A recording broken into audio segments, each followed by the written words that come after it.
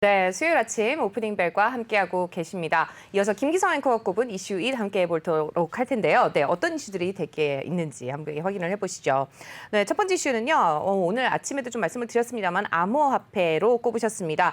도치코인이 폭락을 했죠. 네, 그렇습니다. 비트코인 워낙 많이 떨어지니까 도치코인에 대해서 신경을 안 쓰고 있었습니다만은 도치코인 가격이 지금 0.18달러 그러니까 18센트 부근에서 거래가 이루어지고 있습니다. 지난달에 최고가하고 비교를 하면 지금 현재 한 75% 정도 폭락을 한 그런 상태거든요.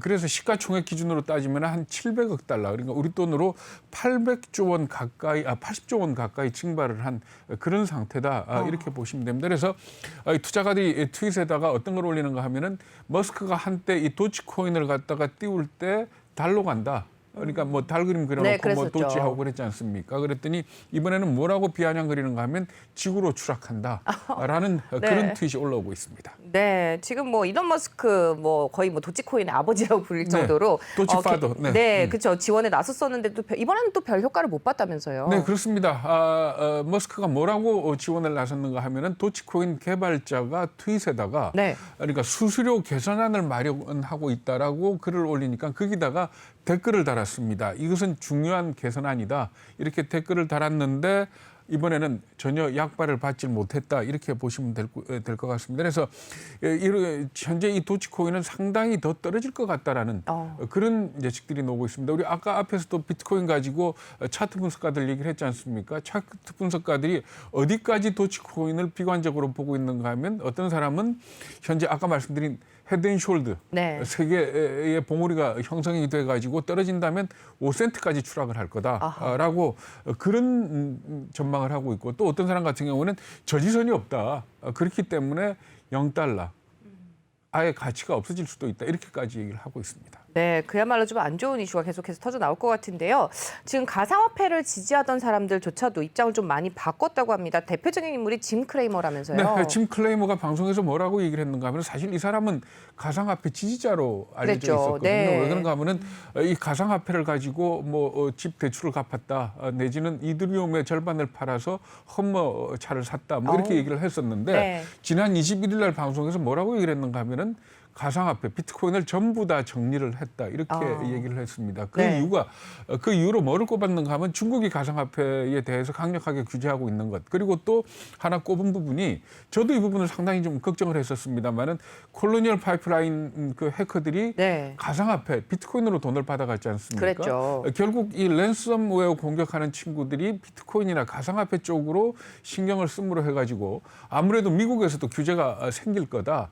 이런 이유를 지목을 했습니다. 네, 지금 짐 크레이머 하면은 우리가 알기로는 CNBC의 지금 매드머니를 진행하고 있는 진행자죠. 네, 그렇습니다. 그러니까 하버드 법대를 졸업을 했고요. 처음 사회생활은 기자 생활을 했었다고 합니다. 네. 그런데 기자 생활을 할 때도 꽤 특종도 많이 해서 이름을 날렸던 그런 기자였는데 돈에 관심이 많았다 그럽니다. 그래가지고 월가의 펀드 매니저로 전향을 했는데 골드만삭스에서 잠깐 근무를 했던 적이 네. 있고요. 또 더 많은 돈을 벌기 위해 가지고 헤지 펀드를 직접 설립을 했습니다. 그 회사 이름이 크레이머 앤 컴퍼니라는 그런 회사인데 네.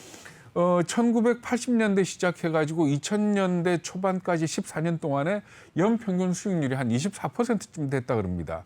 그래서 성공 가도를 달렸고 네. 그 당시만 하더라도 한 대 한 1년에 한 1,000만 달러 정도 돈을 벌어들이는 상당히 성공한 펀드 매니저였다 이렇게 보시면 되는데 네. 좀 투자 행태가 어떤가 하면은 좀 초단타 매매를 하고 그리고 또 정보를 갖다 빨리 캐치를 해서 일반 투자가들보다 빨리 들어가는 그런 투자 형태를 보였다 이렇게 얘기를 합니다. 근데 사람이 좀 아무래도 너무 직선적이고 직원들한테 조금 폭력적이었다 뭐 이런 얘기가 있어가지고 2001년에 이 헤지 펀드를 갖다가 청산을 해버리고 방송으로 돌아서게 된 겁니다. 네. 근데 이 짐 크레이머에 대해서 포브스는 뭐라고 얘기를 하는가 하면은 워렌 버핏 그리고 앨런 그린스푼과 함께 돈을 잘 아는 사람 3인방 중에 하나다. 이렇게까지 네. 얘기를 하고 있습니다. 그래서 사실 CNBC 그 매드머니 보신 분들이 있으시겠지만 네. 상당히 좀 직설적이고 저렇게 얘기해도 돼? 라고 그렇죠. 걱정이 되지만 꽤 인기 있는 프로그램 중에 하나입니다. 네, 저희도 지금 기사 준비하면서 항상 매드머니 되게 관심을 많이 가지고 보고 있는데요. 우선 지금 그럼에도 불구하고 지금 보면은 가상화폐 투자자분들 아직도 좀 굳게 믿고 계신 분들이 많이 계신 것 같습니다.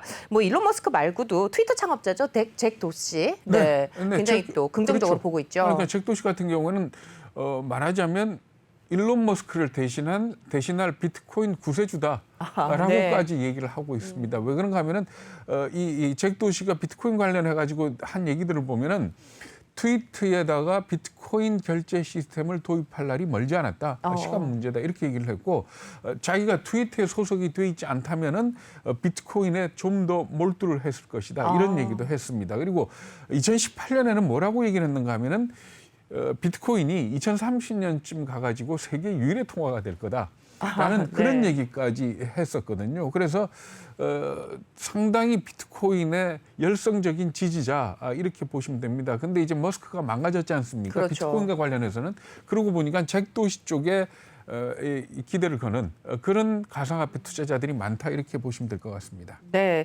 지금 보면은 잭 도시 같은 경우는 애플의 창업자죠, 스티브 잡스와 또 굉장히 또 많이 비교가 되는 인물인 것 같은데 어떤가요? 네, 일단은 뉴욕 대학을 다니다가 창업을 하기 위해서 학교를 때려치운 게 비슷하네요. 애플, 스티브 네. 잡스하고 비슷하고 그리고 또 인생 역정이 비슷합니다. 왜 그런가 하면은 이 잭 도시 같은 경우에 트위터를 공동 창업했다가 네. 경영권 알력이 생겨나가지고 쫓겨납니다. 네. 쫓겨났다가 자기가 따로 회사를 하나 창업을 했는데 스퀘어라는 회사였거든요. 이 회사가 스퀘어. 뭔가 네. 하면은 조그만 기계를 갖다가 네. 우리 스마트폰에다가 연결해서. 연결을 네. 하면 영세 사업자들이 그 신용카드를 갖다 결제할 수 있게 있죠. 해주는 네. 그런 회사였거든요. 이게 대박을 터뜨려 가지고 트위터가 굉장히 어려웠을 때 화려하게 복귀를 합니다. 이것 자체가 애플의 굉장히 비슷하네요, 스티브 그렇죠. 잡스와. 스티브 잡스가 굉장히 비슷하죠. 그러니까 네. 스티브 잡스도 애플을 만들었다가 쫓겨났다가 픽사를 가지고 그렇죠. 성공을 해서 복귀를 했지 않습니까? 그렇죠. 그래가지고 상당히 애플하고 비슷하다. 애플의 스티브 잡스하고 비슷하다라는 얘기까지 하고요. 그리고 또 본인 자체도 아마 이 스티브 잡스를 굉장히 좋아하는 것 같습니다. 왜냐하면은 스티브 잡스가 왜 인도의 간디나 비틀즈 얘기를 잘 했지 않습니까? 네. 근데 잭 도시도 그런다 그럽니다. 여기에다가 애플에 있던 사람들을 많이 스카우트를 해온다 그러거든요. 그래가지고 너무 스티브 잡스화, 애플화하는 거 아니냐라는 그런 비아냥도 받고 있다 그러는데 사실은 돈을 많이 벌고 굉장히 좋은 일도 많이 합니다. 그러니까 2019년에는 뭐라고 얘기를 했는가 하면 죽기 전에 자기 재산은 전부 다 도네이션 할 거다, 네. 기부할 거다 이렇게 얘기를 했고 그리고 또 이 코로나 팬데믹 사태에서 10억 달러를 기부를 했습니다. 네. 그런데 사실 개인으로 10억 달러 기부한 게 가장 많은 거거든요. 그러니까 그만큼 말하자면 돈을 쓸 줄 아는 사람이다. 네. 그런 사람이 비트코인을 좋게 본다.